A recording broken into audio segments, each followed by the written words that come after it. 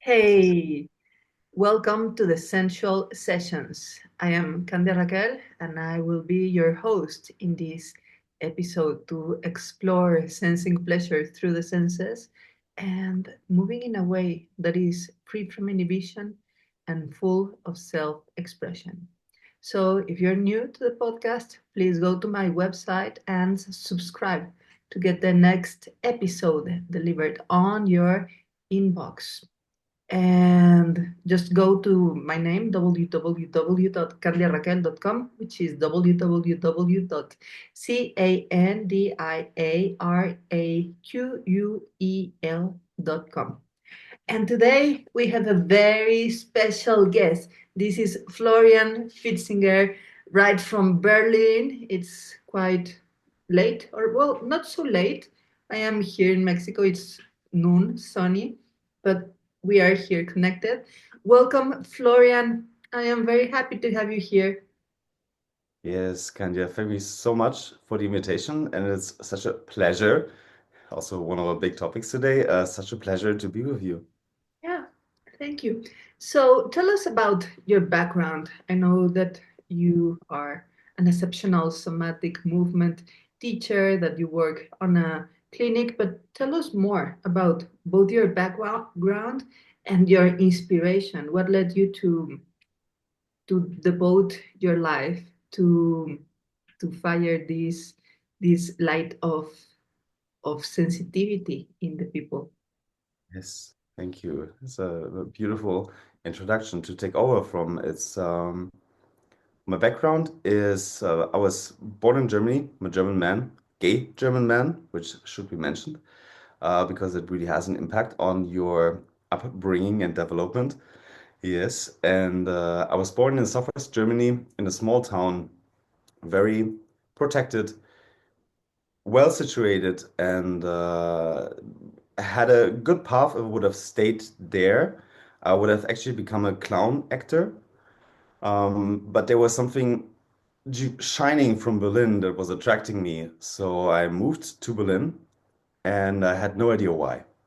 It was mostly man, nightlife. It was like there's life, you know? And then after settling, after 2 years, I started studying communication science and anthropology. And from those studies, I became connected to Berlin Pride, where I was working as a student, and then I was working in the project management. And from there, I became an event manager and a project manager, and I did huge events, and everything was so overwhelming. I had like huge companies I worked for.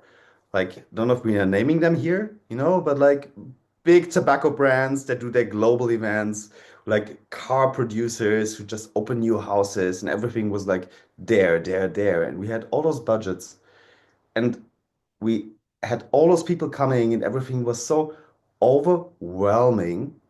And I was observing, I was in the middle, I was one of the creators of all of this, but something was missing. I was like, there's one link, like everything is for free. We have the best everything. We give them, and I'm sorry to say it, turtle burgers. We had like scented air, but I was standing in between and I witnessed myself saying, something is missing.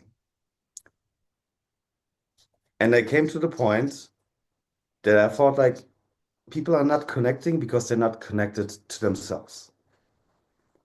Then my journey started. I tried meditation.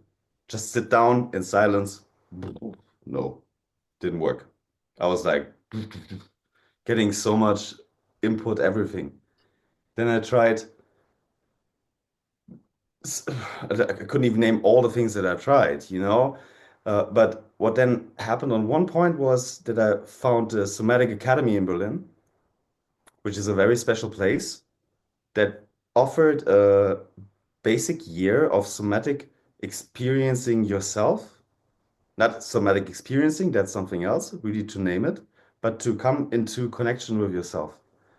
And when I was in the first week there, laying on the floor, without knowing any of those methods, all of a sudden I felt home.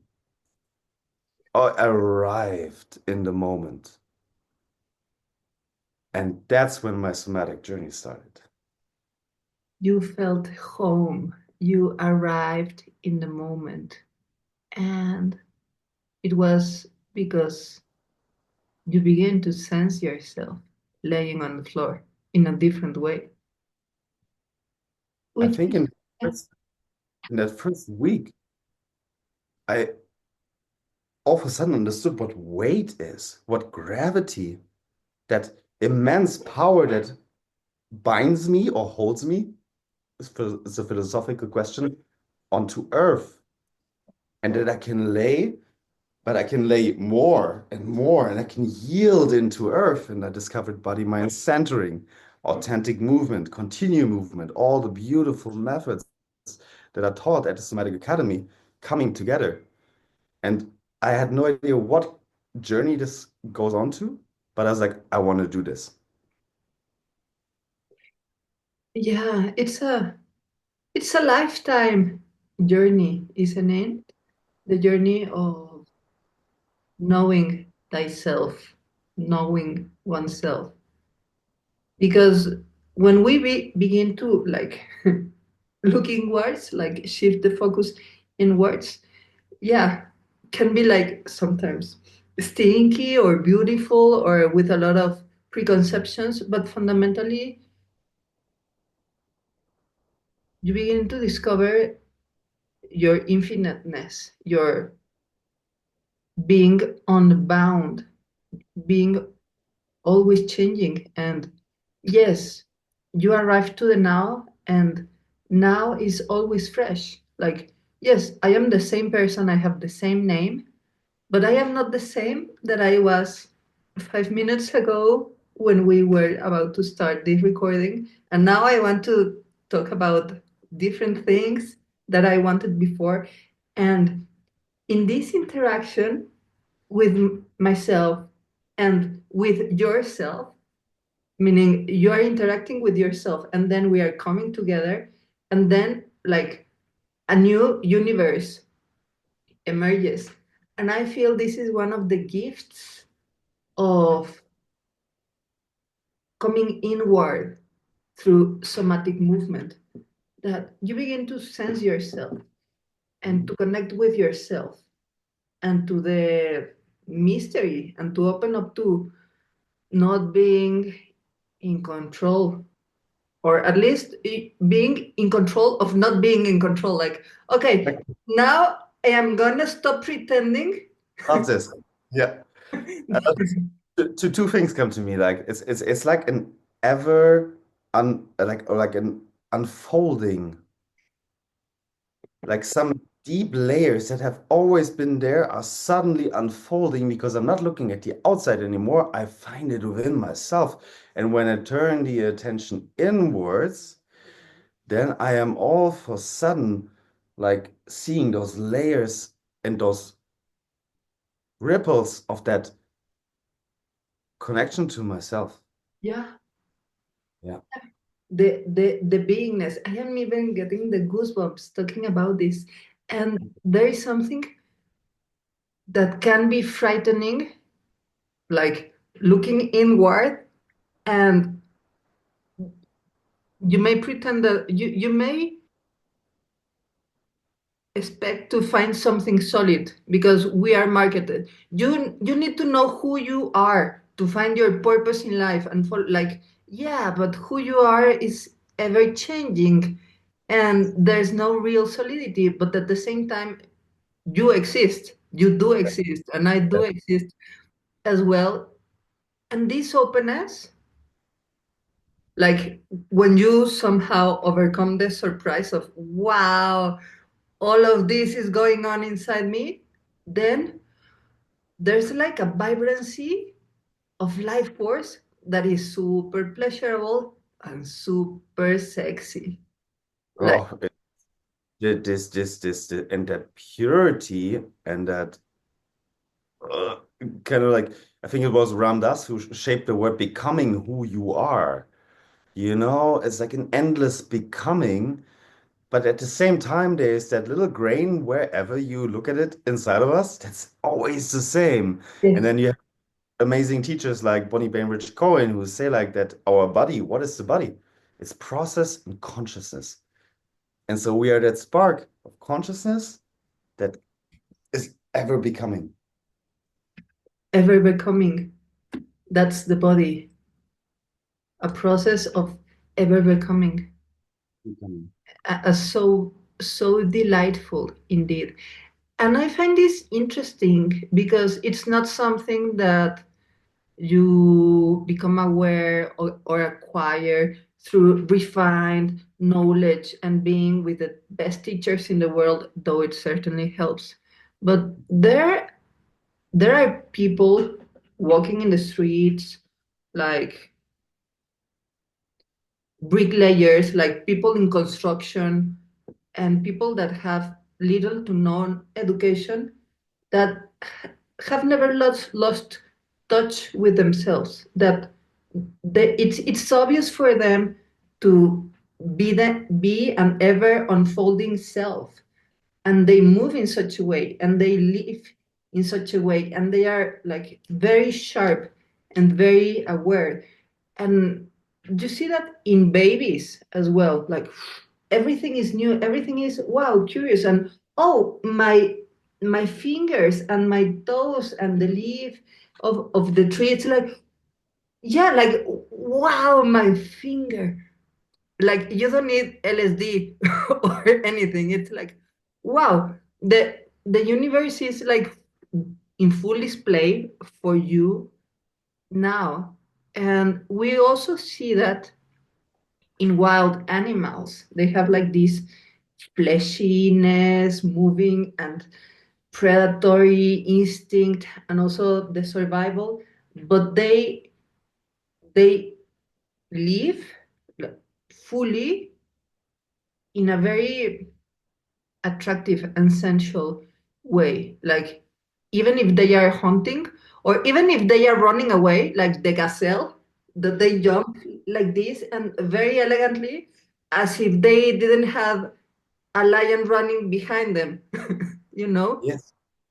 And may I mention something at that point because like you also just did a previous episode with Martha Eddy, and Martha has been after my pedagogical studies here in Berlin, my main mentor, and like shaping all that superpower that somatics can give you of becoming into something that you can actually really work with and ignite in other people. Because we had that discussion because you speak about wild animals. Let's take a tiger, or let's take a leopard or a cheetah. Let's take a cheetah as an example. Like when she is running and hunting, it's a question, is she somatic or is she just full momentary experience? And that change to the human perspective then is that we can become aware of that, or like I like to move the entire arm, we are aware of it. And that is the shift. I can move my arm because I need a glass of water, but I can connect to the wonder that my idea or my need, desire for a glass of water can literally move matter, and I can grasp that water. And I drink it, and this water now becomes me.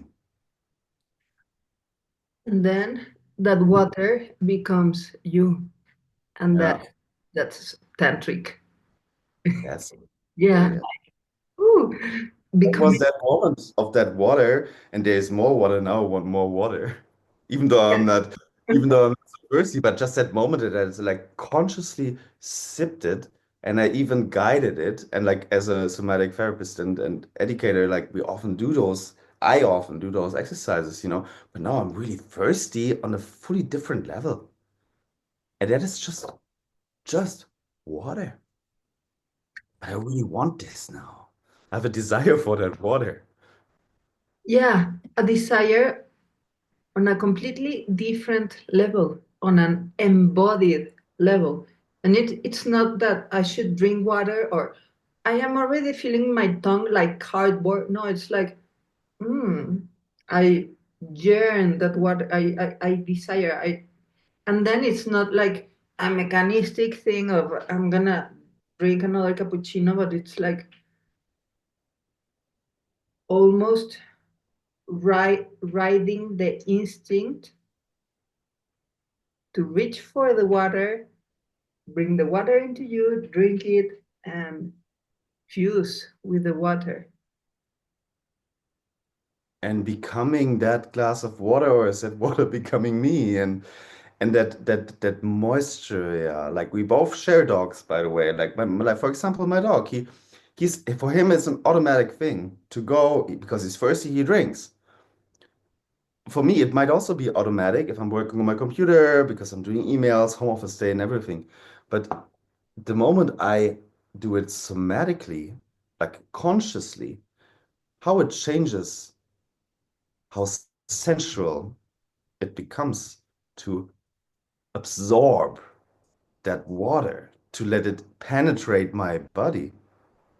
And even then, following the sensation up to the point where, ooh, it's all of a sudden given to a part of my nervous system that I can't control consciously. Yeah, Yes, fascinating. It's so, fascinating. yes. Yeah, and if this water is say tea or coffee, like you can really track the journey of the hot liquid through your throat all the way to the stomach. And there has been some times that I have gone to dance training and I am doing the jumps in ballet or the movements. And I can literally hear like the blop, blop of water inside my stomach. Or you can sense the weight and it's like, this warmness gives me a bodily reference, a very precise location of where my stomach is. Yeah.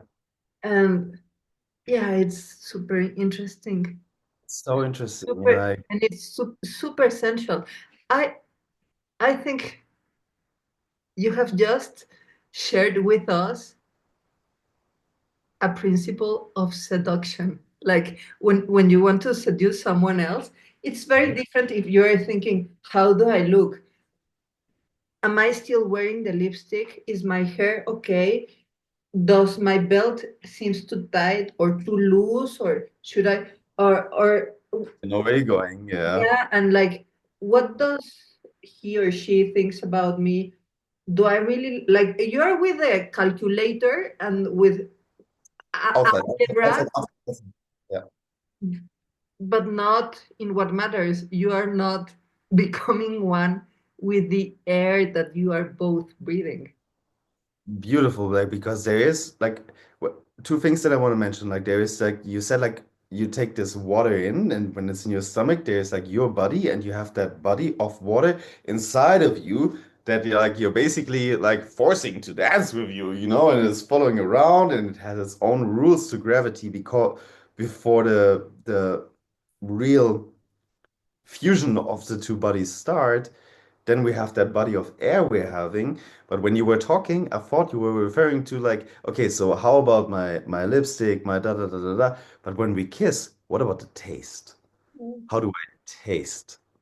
And that is like connecting to your own taste. Like, and I hope everybody who listens or watches this can do that for a second and do it without judgment. But just like, mm, do a conscious Oh no, cue. I feel I have to secretly confess that I cannot sense my taste. I why? I am very worried. Interesting. Hmm. I can sense the texture of saliva, but like a flavor, I have never tried it. And I know what you mean because when you kiss someone that doesn't taste good, like it's pretty clear that I don't like his taste. Or when someone tastes, especially when someone smells like in a way that makes drives you crazy, I fall in love aromatically. Like if I like the smell of the person, then like Yeah. I'm done. Like the guy has my heart. but the flavor, and especially like, okay, what's my flavor? So, uh, can you give me a hint or something so I don't make I a mean, it was dream? like usually comes when it comes to like what's the flavor in your own mouth. It's very influenced if you had like any coffee, tea, chewing gum, what you ate last, and everything. Mhm. But working in the field that I am currently in, which is a clinic for crisis intervention, you know, people are so in their head for many good given reasons. And in between almost 40 therapists, I'm the only somatic therapist. And my task and also power, but also my challenge is to really get them into the present moment, you know? And for example, the taste of your own mouth. People are like just asking them that question. They're all of a sudden like, like, how do I taste? It's like, it's not even your flavor, you know? I'm asking you about the taste Yeah, of your yeah, mouth. yeah, yeah. Th- You have just done that with me. Like all my script for the interview and who I am and what I am doing, everything stopped like right on my tracks with what the, what? Like what's my taste? It anchored me into the present, and then it shocked me to not have a rational answer to reply right away. And I felt really naked, really like I am not prepared to answer such a complex question, which is a fundamental, is an easy question. Like, And there we go into the what so many somatic practitioners and methods and teachers and lineages teach in a way the not knowing, because I can tell you pretty accurately that you do not know how your mouth is going to taste in 2 hours. And if I ask you, how did it taste 32 minutes ago, you would be like, that's where cognition stops.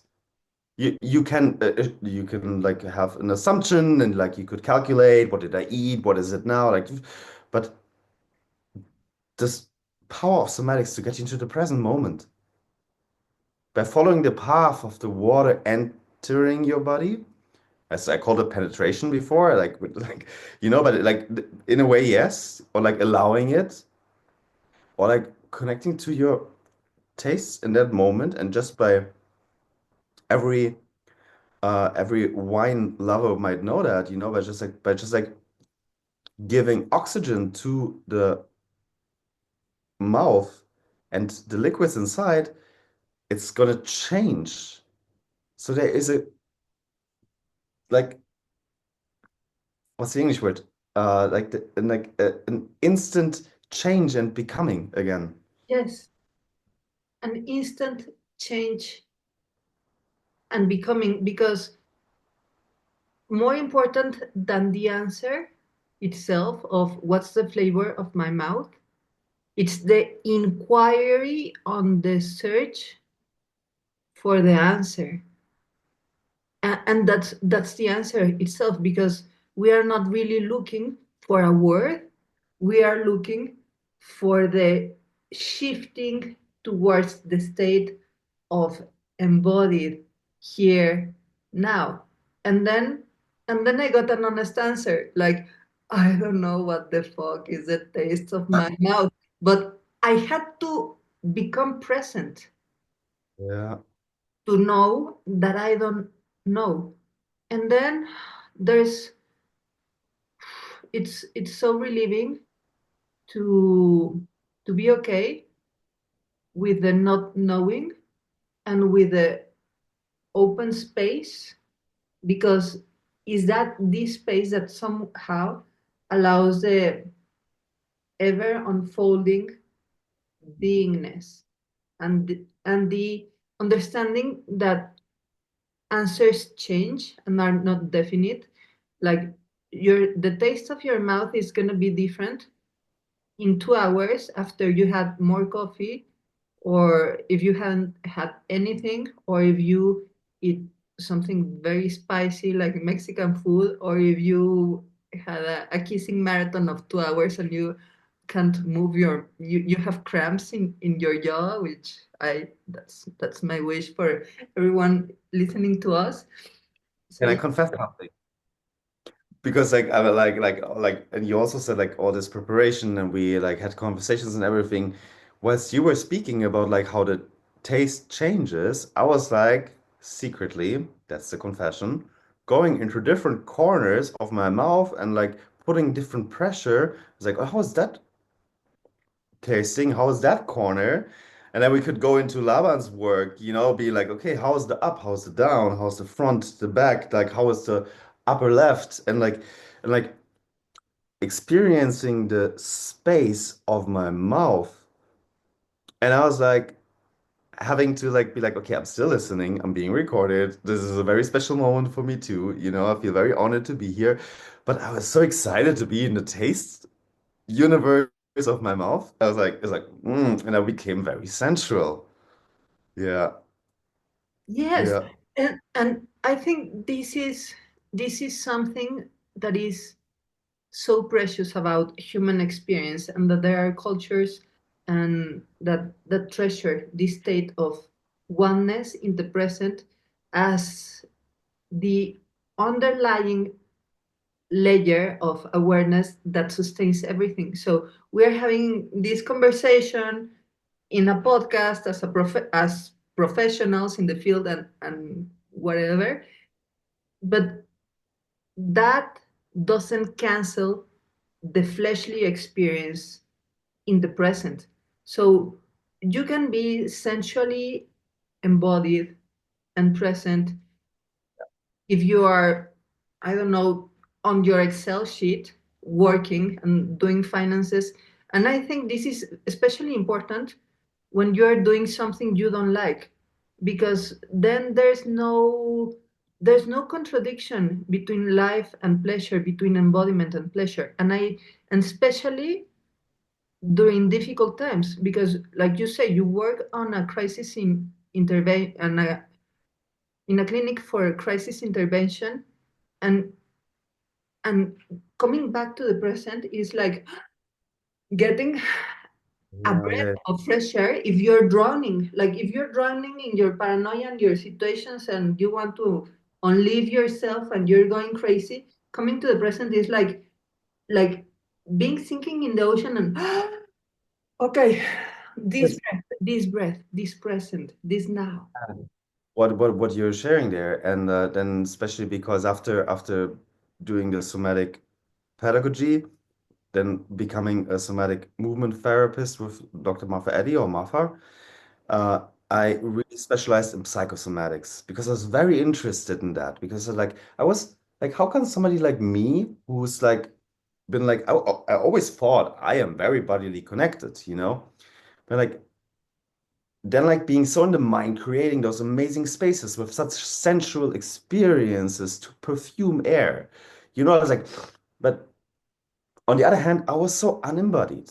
I was just in the idea world. And when the people that are coming into the clinic I am working at, and they're coming into my space, and we speak about and it's a model, the division of the mind, the body, and emotions, the heart, if you want to name it. You always have to see where you're catching somebody.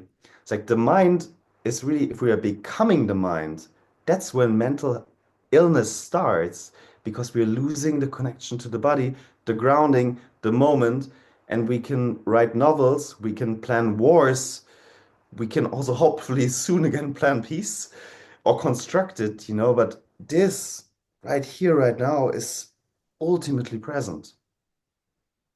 And that is the power then of somatics.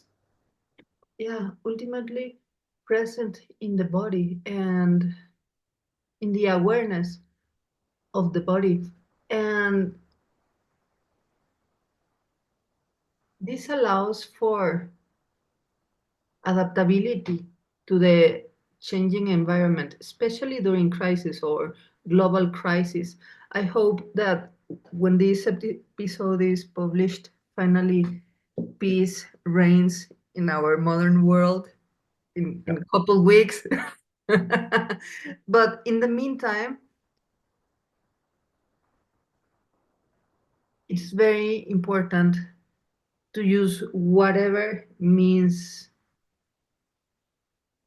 come to you to stay in this state of sensual embodiment, of sensing your body, but particularly with the openness of pleasure. Because when we are in pain, in physical pain, with a bad toothache, like Mhm. a bad toothache can drive you crazy, and pain can make you embodied like nothing in a split second. And Mike Tyson, the great boxer, he said like everyone has a plan until they get punched in the face. Like that moment, all your preconceptions and your mental constructions and your discourse is blown away because pain brings you to the present Yeah. in such a way that I believe only pleasure can bring you to the present as well. And we are striving for that pleasure as a society, like perfumed air, a very exotic drink, a very expensive wine, a super massaging mattress, and whatever. But the thing is that pleasure cannot be fabricated externally. It's something that begins with the to me with the inner openness to experience it, and then you can enjoy the perfume air or whatever. But I feel that pleasure is so radical because it's very hard to box and to grasp, and it goes everywhere. And it's, for example, I think we too are a very good example for the listeners here, because you were tasting different areas of your mouth. So it's fantastic how you were immediately connected to your sense of taste, which in my case is still quite numb. I am still trying to answer the question of the what does my mouth taste like. But interestingly enough, in the exploration led me to touch my cheek with the Uh-huh. tongue as we were talking, Yeah. very like very civilized Western people, and it was like, wow, the inner cheek is so soft. I don't think there's anything as soft as my cheek from the inside. I hope everybody who's listening to that is touching their inner cheek with their tongue, by the way, right now. Yeah, Okay.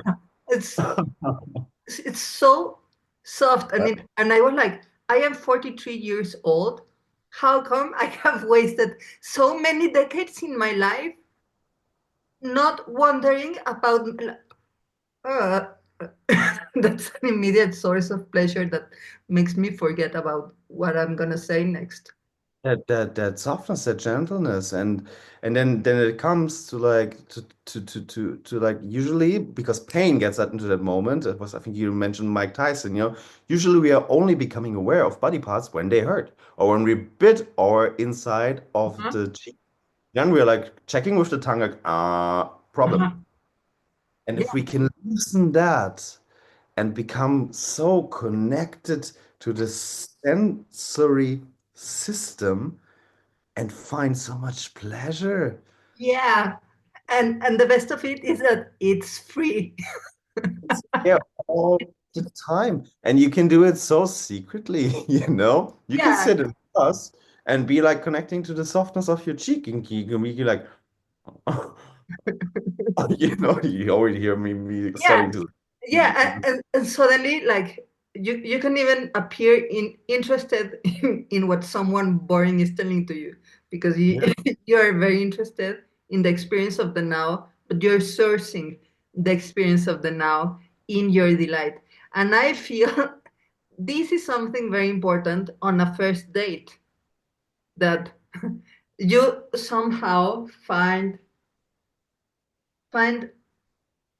means, ways in you to connect to your pleasure, because then that's what you begin to irradiate, and then you drop the judgment, and drop the transaction of what this person is going to give to me, and what that person think my value is, and whatever. And then you become present, and then you present yourself as a gift, as a present, like, okay, I am here with you, and I am here with the softness of my inner cheeks that you don't have an idea of how soft they are, but I am bringing this to the table.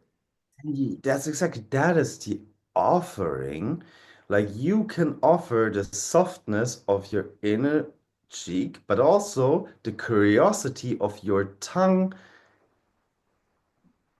to the other person, because I can give you my softness, but I can also give you my curiosity. And if we're then staying with curiosity rather than expectation, and then there's only the unknown, and it might sometimes be, sometimes it might be, but then we can like yield into this world of sensuality, like exploration and like excitement.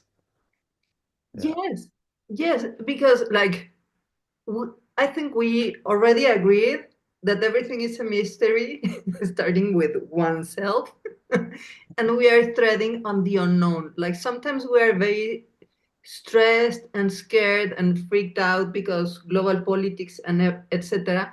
But one thing that history have shown us for sure is that nothing is predictable, and that things happen in a non-linear way, and finally for the better. So I think it's very important in whatever situation of uncertainty, crisis, and a minor nervousness that can be like a first date, or trying to reignite the flame with your beloved after a big fight.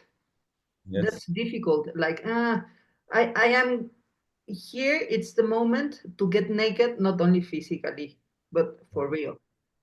And like, yeah, you have the troubleness, the memories, the expectations, the agreements, the everything. And if you let that to be all that is in the table, then that's a table that doesn't invite desire. Like, okay, like if that's what we are being served for dinner, I might swallow it, no, but maybe out of duty or whatever, not for a real, not for really being compelled, as in the unique way that desire compels you, because desire brings you, creates that yearning, and you can bring that and put it on the table by actually bringing yourself forth and being yourself, what is like in a tantric Vajra Yogini way Yeah. offered, like a feast.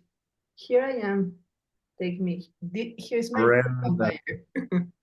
surrendering, offering, and dedicating, and being present and in connection rather than performing. You know, I can tell you like about like male to male sexuality often is like a pre-expected role. If we are very bold here, you are like on an app, you like have one idea that mostly might be reproduced from porn or an image or like something like, okay, like I'm not male enough, you know, like I'm gonna fuck the shit out of somebody to like feel like, you know, like I'm gonna show myself how male I am, like how strong and like how masculine. It works for some people. But when we can still be in those roles, but if we are adding to this consciousness, taste, scent, touch in a level of like and time, when we come to tantric work also, which is one of my biggest philosophies that I'm connecting to, is like really that time and presence and not so much expectation and plan and like scenario, but like really just like opening the place for sensuality and allowing all my senses in the present moment to let go of what I actually thought I want, because as now we said or experience in the conversation that like once we're in the moment, it might be something very else that we actually want. Yes, when we are in the moment, it can be something very actually different what we really want, because at least in psychoanalysis, desire is understood as something that oftentimes create mm, as some kind of inner confrontation, because like, oops, I discovered that I have a crush with my boss, or with the neighbor, or I don't know, with the something super complicated and inappropriate. And it's like, yes, but that's what you're desiring. And when you create this openness, then you can really see things for what they are without the preconceptions. And then you can allow the desire and the going for it as much as the satisfaction of that desire and the pleasure that you get from that to be authentic and real. And there's a lot of safety in that, in authenticity, and in laying your heart. I was gonna say laying your cards in the table, showing your cards, but actually that means laying your heart. And it's Yeah. like, okay, it turns out that I thought I was gonna be uh, passive, and now I want to be a crazy huntress Amazon here. Like, are you up to it, or are you gonna feel that as a Mexican macho man your virility is being challenged, for example? And then magical things happen, because we have the yin and the yang, and the within roles, thinking as something very polar, as passive, or active, or Yeah. or binary. Dominant, submissive. Yeah, Yeah. but then you see that the gene, for example, has a little spot of yang, but that little spot of yang is totally yang, and it can be like, yeah, I want you, I'm gonna let you do, but I am gonna let you do that. And then who serve and who is served can shift, and who takes and who gives. And I feel this happens in a natural way,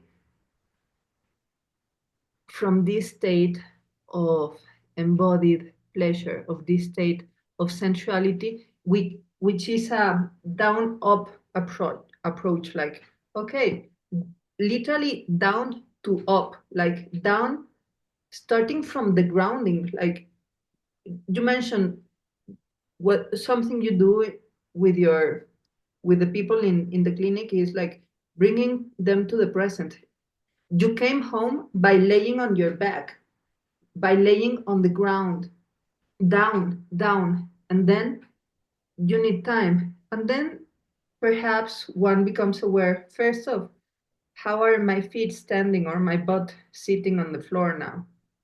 And that begins to bring me to the present. And then I can focus my awareness. My first, I place the bones, and then I focus them, and then, like, I can go more detail in the mind. But I feel that as a society, we are way too much indoctrinated on the opposite, which is a top down approach. Like, we watch porn, or we learn what our parents modeled, and we have a mental image of that, we project that, and then we want to enact it on Mhm. intimacy, or in any kind of relation, even with ourselves. And then the body comes at the end, and the consequence is that the body doesn't come. So, like, there's a lot of anorgasmia in women, and a lot of impotence, or like not lasting too long in bed in men, Yeah. because of this top-down approach, that we are trying to consume, take, and nothing will ever satiate you because you are not ever even tasting what you're consuming. You are not even sensing. Yeah. And yeah, you taught me that. And thank you. I mean, Yeah, you, like what then, and there we are, like everything that is becoming in that moment is so beautiful. Like the inspirations that I get at the moment are tremendous. And I hope that also like it counts for others. It's like if I go into an encounter, especially when we come to sensuality, like yes, there's all the self-pleasure that I think a lot of people do wrong. Sorry, there's no right or wrong, and like especially because I also work in a therapeutical field a lot, But like, there kind of is just become new. Do it in a new approach. And it's like if I encounter somebody and I'm like, I want to do this and this and this. That is my universe. That is my idea. That is like a picture. But I am actually a process. Like an hour later, when that person arrives, or we like had dinner, and I feel all of a sudden bloated, but I still want to connect. Like, how can we adapt? And by the honesty about my process, the ability to share about my sensations, my expectations, but maybe also my desires, rather than just like running my movie or like doing what I think society expects me to, then like, are we really connecting? And are we having any fun? Or is there just so much pressure? And then like I think when we are going from a somatic, also tantric, but like also really present, bodily embodied approach to connection and sexuality, sensuality doesn't need to be sexuality also. Like intimacy.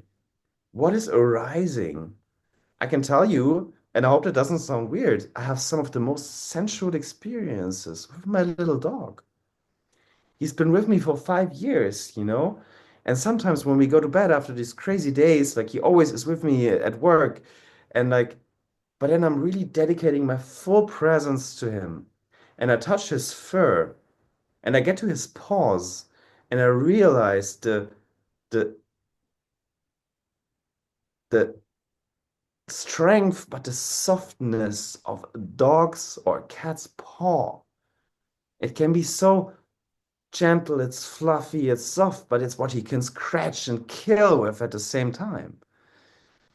And I have like almost ecstatic experiences by just fully yielding into his little paws and that universe and that state they're in right now and all the possibilities that are laying in it.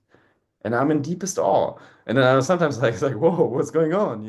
And like at the moment is going on. Sensuality. Yeah. yeah, this moment is going on. That's what's going on, this moment. And even more, the sensuality of this moment. And this primal pleasure is our birthright. This pleasure, like fleshly sensed pleasure, and the intellectual pleasure of awe, where what you cognitively and discursively understand is so overwhelming that you are speechless. Like you can fully intake and understand the complexity of it, that the real of goes beyond the discourse. And pleasure is how health expresses, how the vibrant vitality Yeah. shows up. And this is important in sexuality, but it's a different domain and a different physiology. Like sensuality is our primal state of health, I would say, of wakefulness in Mhm. in being alive. And I feel this is the primal clay to create a fulfilling sexual experience, as vanilla or as crazy dark as you want it.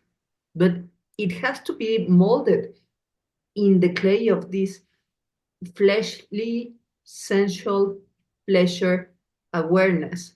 Otherwise, no amount of crazy vibrators for women or intense experiences or porn or footage or bondage or whatever will do. You will only want harder, harder, harder because you will only get number and number and number and more anesthetized because that's the alienation of our modern society, and it shouldn't be that way. And actually there's no effort in even on in overcoming that. It's a huge effort to wall yourself off from sensitivity and from the world and from the others and from the self. The only thing that is required is to give up on that, stop supporting that, and just like drop it. And as soon as you drop it, it's like, wow, the air that I am breathing now here in this conversation in Mexico is so fresh. And I can sense the air on the tip of my nose. And you can, what's the smell, and what are the different nuances, and then what I hear so much about what you were just sharing is like, but then we are consumers. Are you consuming that air or are you connecting to it? And that's where you also mentioned, especially the Western societies, how we are consumers, how our entire systems, beings is so capitalized. More, harder. Yeah, more, harder, stronger, which only makes it smaller the pleasure and weaker the experience because it's not natural at all. Like, if you look at the tree, you're gonna learn lots of strength and endurance and resiliency and reaching greater heights, no matter the winter or the challenges or whatever. And what does the tree does? It's not hustling and forcing and wanting more and more. It's like blooming shamelessly. And letting go of its leaf in Yeah. winter, Yeah. knowing that it's just gonna rise again, and like that cycles and that like organicness of it. Organicness. Yes.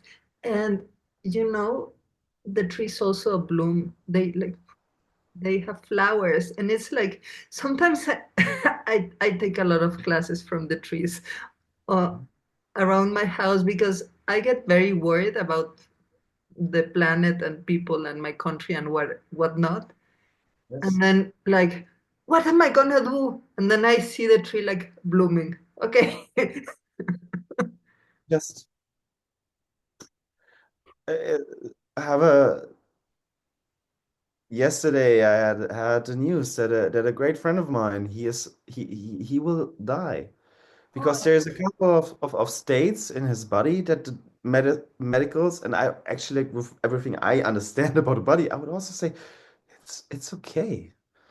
The torture he would have to go through to try for such a percentage, it doesn't make sense. And so like the field now around us is agreeing. And it was like in one sense so overwhelming. And then I was like, I was crying, but then like I connected to the water, the aliveness of tears coming out of my eyes, and I was in awe again. And I was like in that moment, and it's like, and that's exactly what it's about. Like with like these immense happenings, these intense, terrible news we're dealing with, the power of the sensuality is like to experience, but everything's here okay right now. What does an emergency doctor do? He checks, is he, she, they breathing? Are they bleeding? Is the heart beating? And if all this is given, as fractured as somebody might be, they're calming down because then we can have options, we can check, we can work. But coming into like, yeah. And again, we learn a lot from the coyote that goes away and finds a place in a den in the mountain alone to find solace, to let go of everything and go back to the earth. And there's humbleness in understanding that we only know about being alive here now. And like, if we have any chance, possibility, and opportunity to bloom, is here now, today. Don't take it for granted. And there's a big lesson in this, because I'm going to share a bit about the story of my dad. He had a heart transplant. Normally, people with a heart transplant live around 3 years, and the maximum is 5 years. But my father lived 13 years, like Yeah. almost 5 times what the normal is. And everyone was very worried about him. And he also, like a mean motherfucker, used to tell people like don't be so worried about me. Like, you have your own life to live as well. And his four best friends passed away before him. The ones that were healthy when he got the heart transplant, one passed away from cancer, the other one passed away from liver disease, and another one from a motorcycle accident, and the other one I don't remember. And it's like a mind-blowing lesson. Of course, he had very difficult times with the immune shock and the medication, and because it's hard to live with a whatever transplant. But it's like yeah, but don't be too worried about me, because we are all here alive. And it's very humbling that to understand that we have the same destiny as a caterpillar and as a tree. And there are olive trees that live three they find an olive tree that lived 3,500 years. It's still alive, like before Alexander the Great and everything, like before Jesus Christ. The tree is still alive. It's like, well, I'm here. Yeah, Well, and it's not worried. It doesn't think about it. It's just there. Yeah. it's just there. Oh, let's say, okay, we don't know if it's worrying or thinking about it, like as from the current understanding of science, I think. And that's what you're sharing is like we can become so hooked to the idea that like okay, so this person is sick. I have this constitution, like this is all idea. This is all they had. And if we can connect to what actually is at the moment, I'm warm. I need to pee, But like it's beautiful.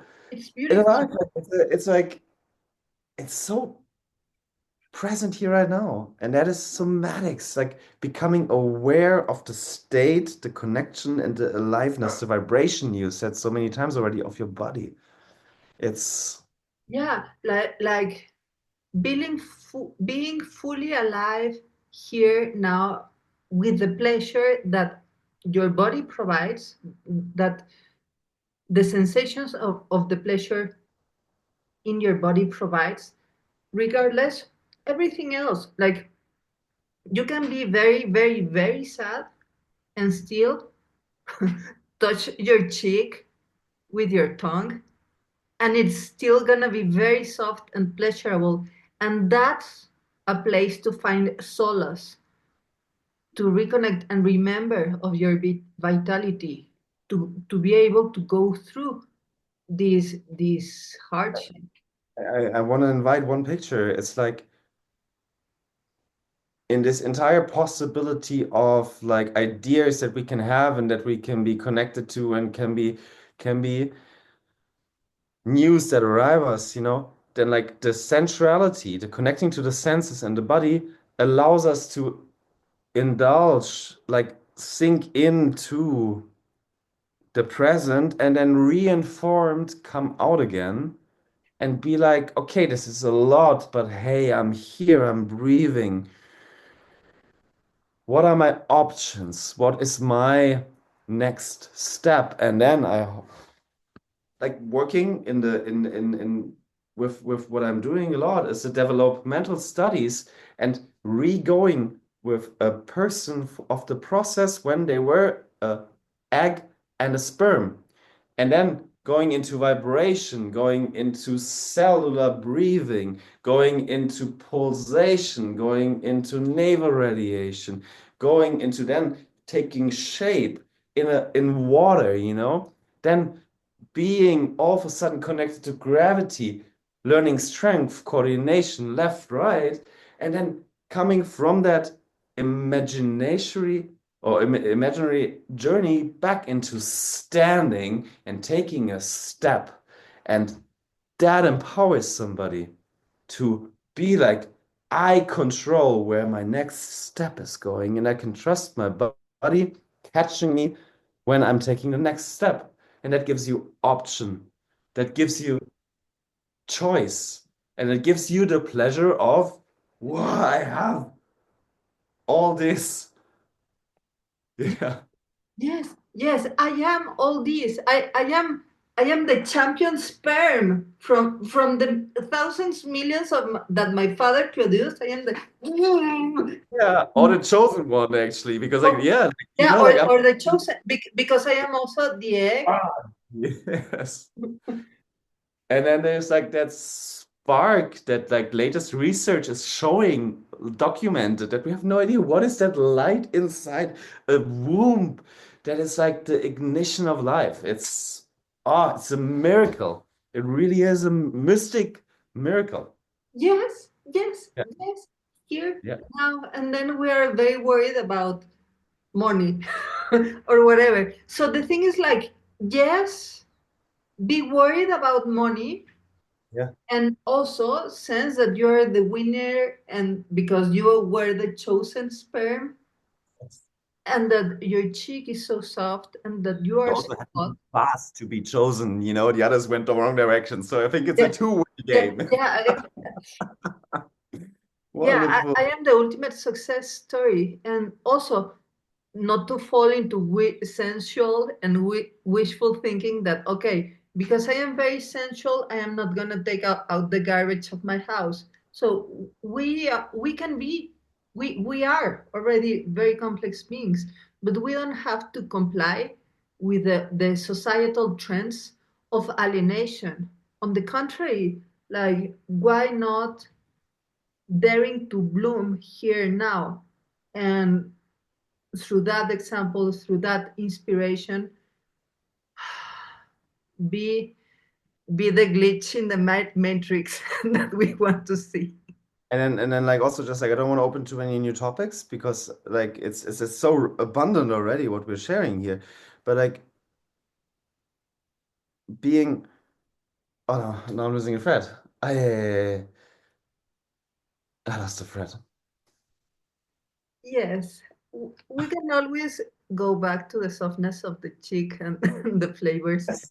And of maybe that's because I'm like there is so much abundance just in connecting to my bones, to my feet, to my posture, to the base, how my bones align, how am I letting my shoulders sink in? How am I connecting to the camera, like how am I connecting to your eyes? And then how is my eyeballs moving? And I'm like, there's moisture. And I'm like, they have moist eyes, like, oh, yeah, great. wow, yeah. I wasn't aware that the eyes were so soft and Oh, moisture. And moist. I, we, I, I love that we're sharing lots of reference for the centralists here to how come back to very simple, very natural embodiment to go through challenging situations, challenging ideas, or distractions, or first time meetings, and find, you know, when you're feeling sensual, that's a state of confidence. Mm, yeah, like If if if if I'm feeling connected and safe to my breathing, pulsating, vibrating body that is healthy, I don't know if I'm going too far out now, but like how do I get to the idea to harm another body? How can I not just want to make this a celebration of two bodies connecting and gratitude and in curiosity and unknowing surprise what will evolve out of that encounter? yes, and abundance and richness and diversity and complexity. Like, Yeah. wow, we are millionaires in cells. How We many are cells do we have? billionaires in cells. Trillionaires. Like, Yeah. And the moment we're speaking, how many of them decide to die to make space for new ones to be yes, becoming? Yeah. we're It's we're so beautiful. yes. Yes. And we are so troubled also, but we are also just that like miracle. It's yeah. Yeah, miracle. So it's very simple. If you want to see a miracle, look inward. Like just Right. stop what you're doing and Close your eyes, let them sink into their beautiful shaped caves in your skull. Let your tongue relax. Swallow your own saliva and see how deep you can follow it inside of you. Connect to your softness. Go into your pelvic floor. Sense your sexual organs. Untighten your butt. Sorry, you know. yes. And breathe. Welcome to pleasure. Ah, Oh, welcome to pleasure. Please keep on going. If you can share with us a 2 minute, 5 minutes of more of this journey. yeah. Okay, let's repeat where we have been, okay? Maybe that is a nice experience for people. So I always invite people if it's a safe place and if you're driving a car right now, don't close your eyes, you know? But if it is a good choice right now from your own measurements to close your eyes and not only close your eyes as an idea, but let your eyelids really cover those two almost round balls that are able to sink in your skull. Sense into that shape, into the moisture we named. You can move them maybe very softly if you want, just to have a different central mirror to connect. If you are maybe new to somatic connecting to your body, and then find the moisture in your mouth. Find your and be curious. Don't be judgmental. Find your saliva and let your tongue soften. Let her sink into that mouth bed. That sounds inviting. Maybe she allows your jaw, your lips to soften. Maybe you find some warmth, some different nuances of taste,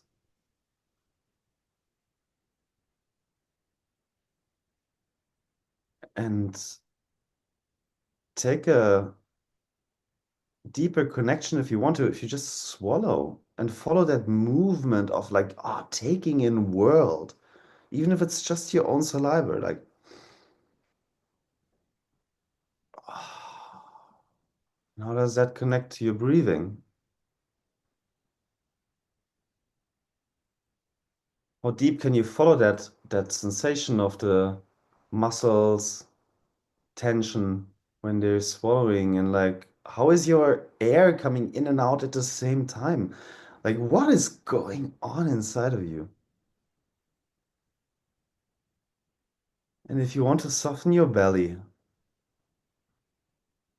let your shoulders sink in.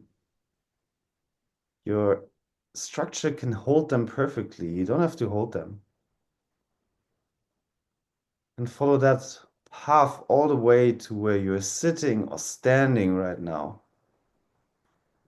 and allow your soft parts to become soft and trust yourself that your bones, your ligaments are perfectly holding you in position without your doing.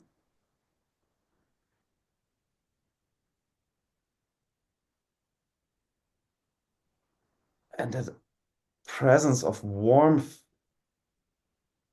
of pulsation, of soft but strong. And if you want to close this with a sound, that's like a sighing, like an ah,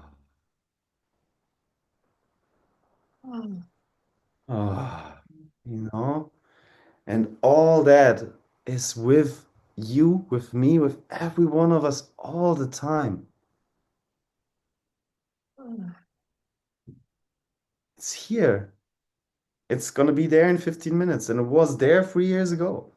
oh. Yes. Yes, arriving. Yeah. Yeah. I shouldn't have left myself. Like the abundance, curiosity, and ever becoming is one of my favorite words that came out of our conversation. And ever becoming. Yeah, Ever becoming. yeah. Ah, so pleasurable and so interesting that is so all encompassing the state of embodying pleasure. And sometimes we feel that we're gonna fall apart if we stop thinking, but it's not, because thinking is just an expression of our awareness, and there's more to just thinking from this top down approach. And if we give ourselves the chance to go in, and from this inner connection come forth, then we are bringing the totality of ourselves forth into the world with our potency, our maturity, our boldness, our juicy, seductive Moisture. being. Aha. And this is sexy, and this is everlasting. This is something that doesn't age, you know? And if I saw Sofia Loren walking into the room, I am sure my panties would drop. Like, I am not lesbian, but she's such an embodied, powerfully sensual woman, and she never relinquished herself. She never left her own self, her own home. And this is life force. And we see that in Mick Jagger. We see this in Madonna. And we see this in Marilyn Monroe. Like, she's gone for a long time ago, and we still see, like, if you go out to the city in Berlin, and if you are aware, you will see one picture of Marilyn Monroe at least. Like, I live in the mountains of Mexico, far away, and there are pictures of paintings of Marilyn Monroe in the town, and it's this sensual vitality that I feel is like a source to go out, but also a source of vitality to find solace when you need to find Timeless. your way. And it's, Timeless. yeah, yeah. Thank you so much. I really enjoyed the journey of the saliva and dropping it, and Uh, yeah, and I am still there. I love this sensation of like epicenter, Florian, of like you're in your center, and from here, and you're then, yes. And if we're showing ourselves from that center, we call it the heart, we call it cards. And then we go into connection. How beautiful, how daring, how vulnerable, but how strong are we? Yeah, daring, beautiful, and strong. Just what is needed in this very moment. Thank you so Thank much, Florian. you. Tell us, how can we learn more from you directly or virtually or Yeah, so my page is somatic.me. It's also where you find me on Instagram. So somatic.me. And my email is florian@somatic.me.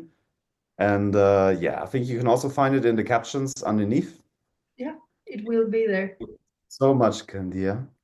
Thank you so much, Florian. Such a delight, truly. Thank you. We're gonna connect again. Yeah, will do. Stay safe, everybody. Please take care of yourselves. Take care of yourself. Thank you, sensualists, for being here in this amazingly juicy episode. Please go right now and follow Florian on Instagram. His handle is somatic.me. Then go to his website, somatic.me.com. His email is the same, florian at somatic.me. And if you haven't already gotten the free guide to awaken sensuality, go grab it on my website. It's myname.com, www.candiaraquel.com. And see you next time. Until then, remember to take the time to sense your fire so you can share the flame.